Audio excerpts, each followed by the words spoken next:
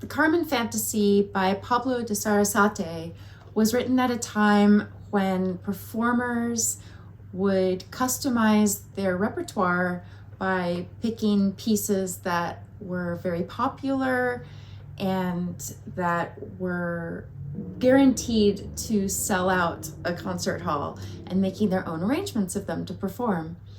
All music at that time was live. You couldn't listen to recordings if you loved a piece, and so people would go to concerts hoping to hear things they knew, kind of like you go to a pop concert hoping to hear that singer's greatest hits. So the Carmen Fantasy is from an opera by Bizet, who is a French composer, who used a lot of the Spanish, sort of the Spanish popular dances and musical forms in this opera. It's a tragic opera. It's one of the most famous in opera history. It has a very strong lead. Carmen herself is a heroine. She has so much character and so much personality. She has a lot of depth to her. She expresses a lot in the course of the opera.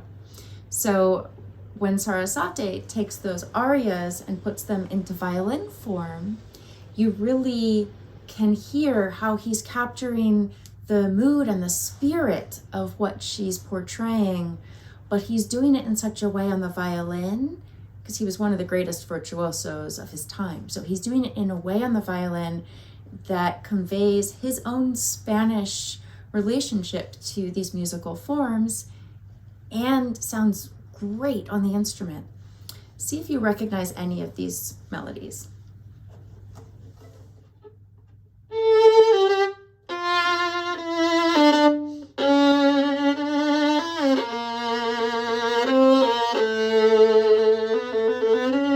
Here's another one.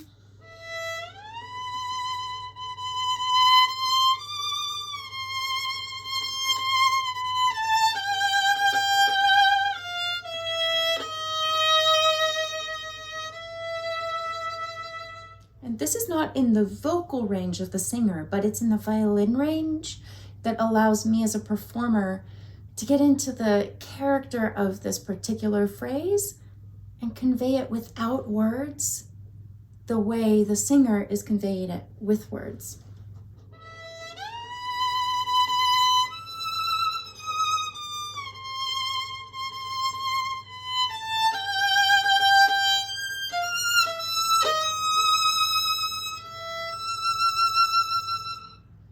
Here's another melody. The orchestra starts with the melody.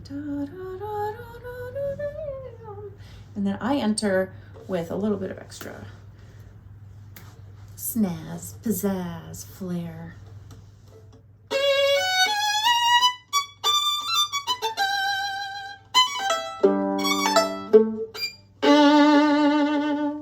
I think the Carmen Fantasy is actually the ultimate red dress emoji.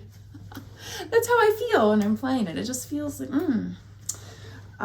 So here's another case of violin technique. A singer would not do pizzicati or be able to even articulate that way. But as a violinist, I don't have the words. And so Sarasate, the composer virtuoso, finds a way to put it into the physicality of playing the violin that conveys what Carmen is conveying in the music.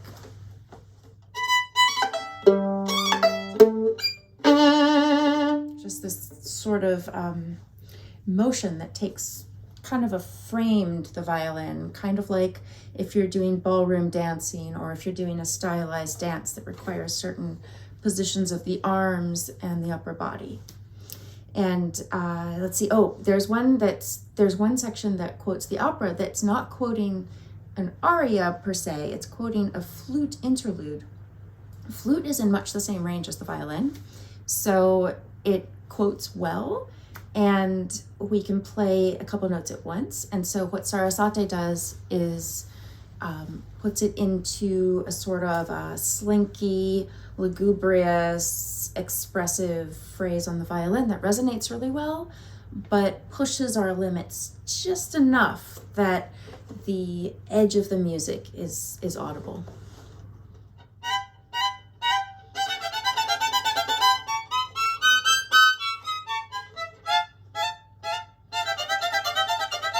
And it's just this kind of, you can hear where the beat is, and it's finding its way. And ultimately, it leads to the ending, which is just a romp. It is so fun to play. My arms are so tired by then, and the orchestra's exuberance and oomph just picks me up. It's like riding a wave to the end.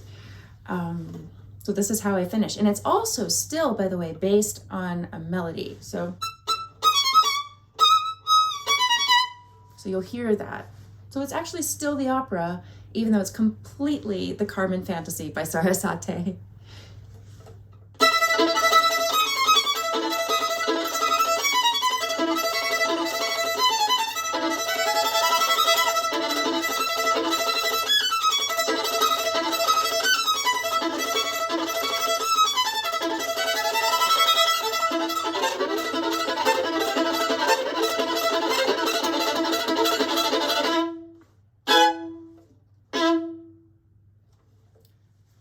And that is the Carmen Fantasy by Pablo de Sarasate. Go check it out on my album, Eclipse.